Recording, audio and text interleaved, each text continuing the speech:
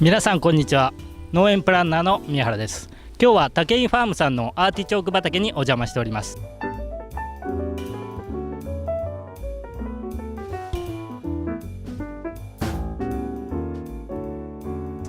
武井さん、今日はよろしくお願いいたします。どちら様でしたっけ？私、農園プランナーの宮原で、宮原さん。はい、宮原です。なんか突然現れましたね。あれ、いましたっけ？前からいませんでしたっけ、私。いや、すみません、初めまして、よろしくお願いします。初めまして、よろしくお願いいたします。前に一度お会いしておりますがそうでしたっけ？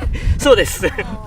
そうですね、柴海君は今日お休みということで、はい、急遽。じゃあ今日は3人でやりましょう。はい、よろしくお願いいたします。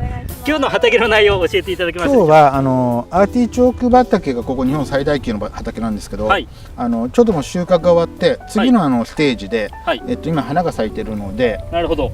ここ見てもらうと分かるんですけど、蜂飛んでるじゃないですか。飛んでますね。今ねアーティチョークの蜂蜜を、はい、実は取ろうと思っていて、はい、あちらに巣箱にも置いてあるんですよ。あ、向こうですね。はい、あそこで今蜂がビンビン飛んでいて、はい、今アーティチョークの蜂蜜をはい、取ろうと思う。蜂蜜。はい。多分国内だとうちでしかできない、アーティチョーク。なるほど。はい。というわけで今日は蜂蜜の方、蜜蜂ですね。巣箱が置いてありますので、そちらを見ながら、アーティチョークの畑の方も見ていきたいと思っております。よろしくお願いいたします。